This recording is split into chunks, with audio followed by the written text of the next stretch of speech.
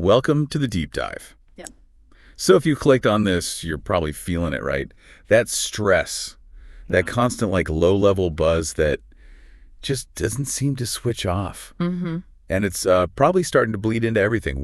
Workouts, maybe even how you talk to people you care about. Yeah, it's that background noise. It's exhausting. You deserve some quiet. And that's what we're diving into today. We looked over the research you sent, and it's clear, isn't it? We're not aiming for zero stress. I mean, that's impossible. Right. We're targeting chronic stress. That's the real enemy here. Exactly. That physical toll it takes. Because when we're stressed out, our emotions just, they hijack everything. Logic takes a backseat. You're literally less smart when you feel threatened. Yeah.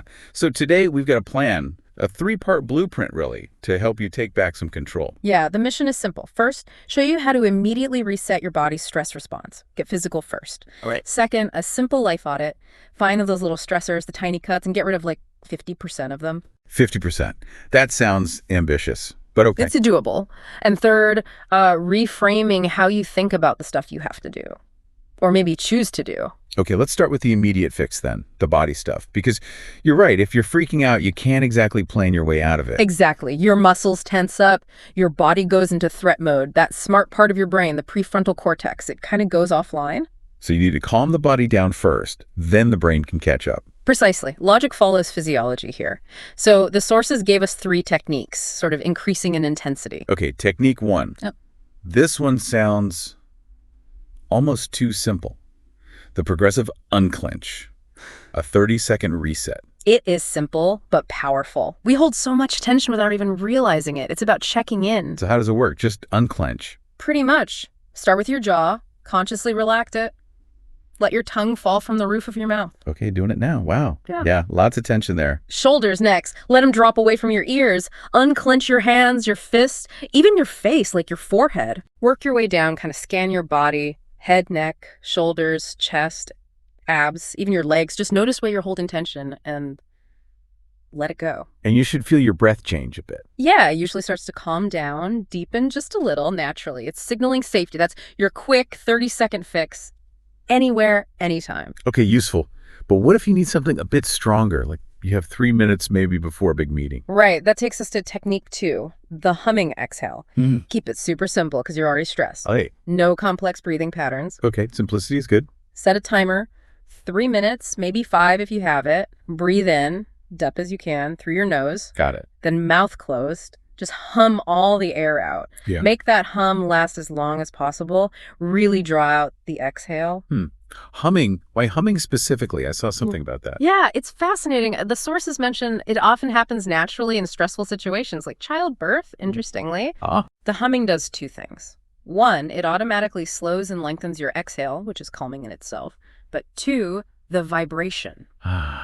The vibration. Exactly. It vibrates your vocal cords, your sinuses, and crucially, your vagus nerve. Which is like the main highway for the calming part of your nervous system. Pretty much. It directly stimulates the parasympathetic system. That's your rest and digest mode.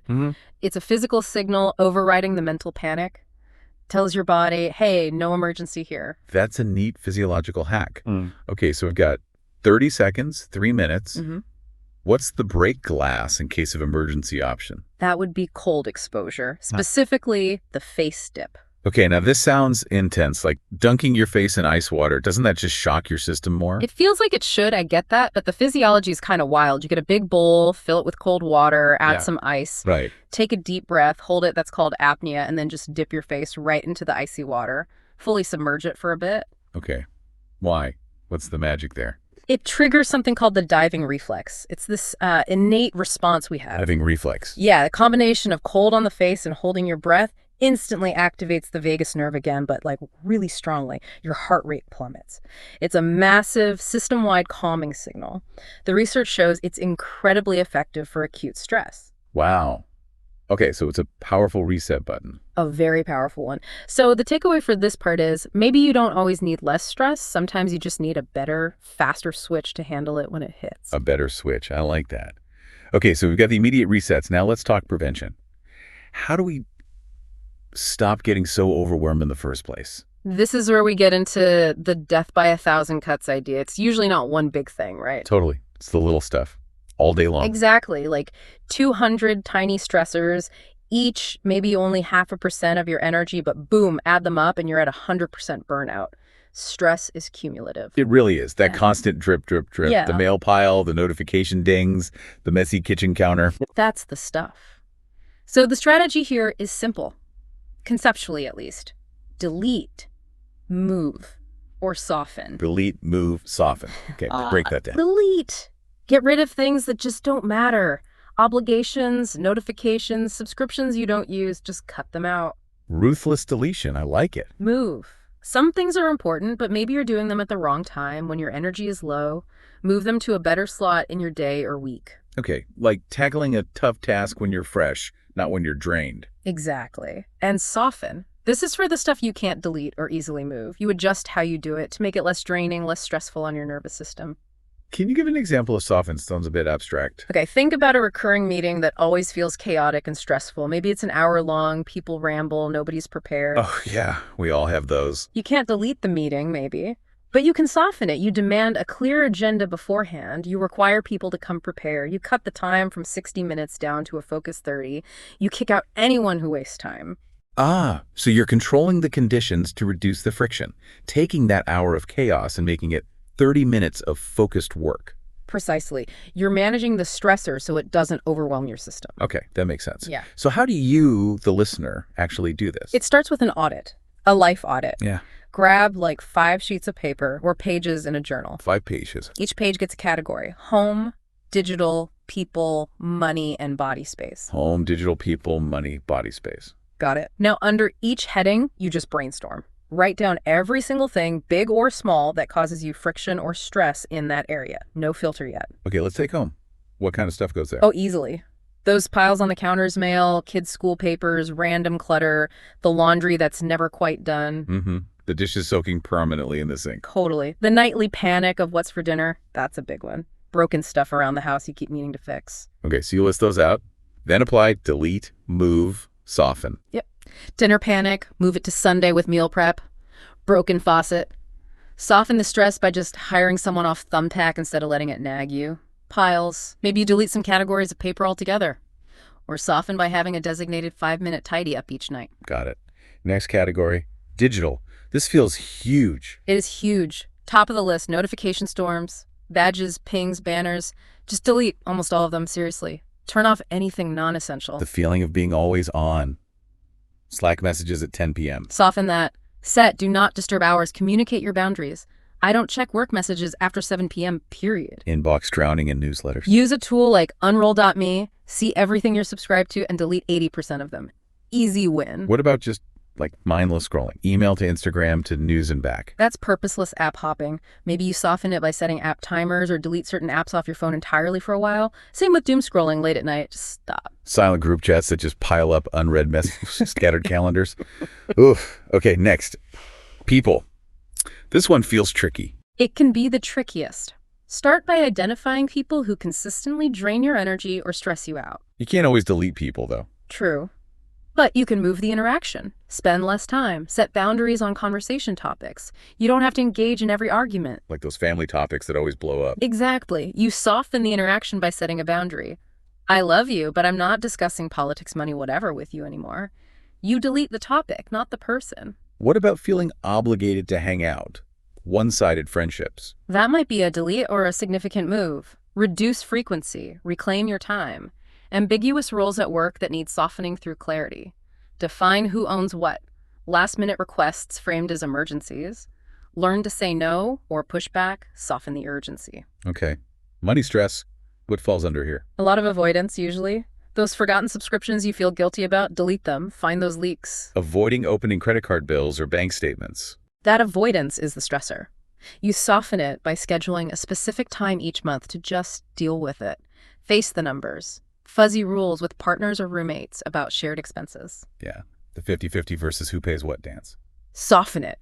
Have the awkward conversation once. Get crystal clear rules. Clarity reduces friction. Makes sense. Last one, body and space. This is about your physical well-being and environment. Inconsistent sleep, late night screen time, you move screen time earlier. Blood sugar crashes from coffee and a pastry. Soften that impact. Add protein to breakfast. or move your coffee slightly later. Lack of movement during the day. Sitting is stressful. Right. Soften it. Set alarms. Take 2-minute walk breaks every hour. Your physical space, too harsh lighting. Clutter. Soften by improving lighting, getting more natural light, or doing a quick declutter. Schedule time outside. Wow. Okay, that's a lot to list, but I can see how doing that audit, really spending an hour or two on it, could make a huge difference. It really can. The sources strongly suggest this process alone, delete, move, soften across these 5 areas, can genuinely cut your daily stress load by 50%, maybe more. It's about reclaiming control over the small things that add up. 50% reduction. That's life-changing. Okay. So we've reset the body, we've audited and cleaned up the environment. What's the final piece? The final piece is your mind, your mindset. Because sometimes the things stressing us out, they're actually things we want or need to do. Like things that push us out of our comfort zone, things necessary for growth. Exactly. Public speaking, tackling a complex project, maybe even going to the gym consistently. The stress isn't always the thing itself. It's the story we tell ourselves about the thing. Precisely. It's your internal monologue. The anxiety is often the gap, the friction between who you are now and who you're trying to become. And our brains kind of default to the easy path, right? The old way of thinking. Yep, that's the old fixed mindset default. Your brain loves familiar patterns, even if they don't serve you anymore. It defaults to the version of you that wants to stay safe and comfortable, not the version that wants to grow. So how do we fight that default? How do we reframe that internal story? You mentioned 4 steps. Right. Step 1, just write down the thing that's stressing you out. Okay. Let's stick with, say, preparing for that big presentation. Okay. Presentation prep. Stressful. Step 2, ask yourself, what about this is actually stressing me out? Go deeper. Is it the fear of judgment, the workload, forgetting your lines? What bad future are you imagining? Okay, so maybe it's, I'm afraid I'll look stupid in front of my boss. Perfect. Step 3, the pivot. Ask, is there any other way I can look at this? Is there a different angle? So instead of, I might look stupid, maybe, there's a chance to show my boss what I know, Right. or getting better at presenting is important for my career growth. Exactly. You're shifting the perspective from threat to opportunity, or at least necessity for a goal you value. And the final step, step 4. This is key. Shift your language from obligation to agency. Meaning? Stop saying, I have to do this presentation. That makes you a victim of the presentation. Right. Change it to, I choose to do this presentation because I want to advance my career, or I want to master this material, or even just, I am doing this presentation. It sounds small, but that shift from have to choose to or want to is huge internally. Okay, I choose to or I want to, but let's be real. It's 6 p.m. I'm tired. I don't feel like working on the presentation.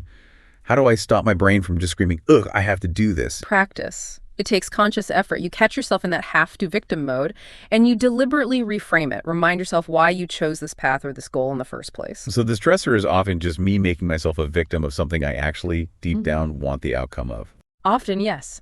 You want to be fit, so you choose to go to the gym, even when it's hard. You don't have to go. You want financial security, so you choose to tackle your taxes. You don't have to. Labeling it as choice reinforces that you are in charge, not the circumstance. You're authoring your response. Okay, that's a powerful reframe. Yeah. It puts the control back in your court, mentally. It really does. All right, let's recap the plan then. We covered a lot. We did 3 steps. Step 1, the body reset.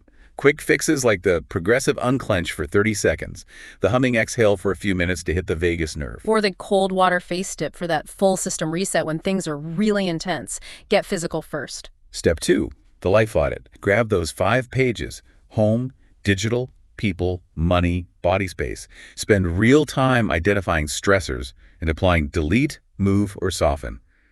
Aim to cut that burden significantly. Get rid of those 1,000 tiny cuts, at least half of them. And step 3, the mindset reframe. Catch yourself in that I have to loop, especially for things related to growth. Ask what's really stressing you, find a new angle, and shift your language to I choose to or I want to. Reclaim your agency in how you perceive challenging tasks. Fantastic. That feels like a really actionable plan. So maybe a final thought for everyone listening to mull over this week. Yeah, leave us with something provocative. Consider this.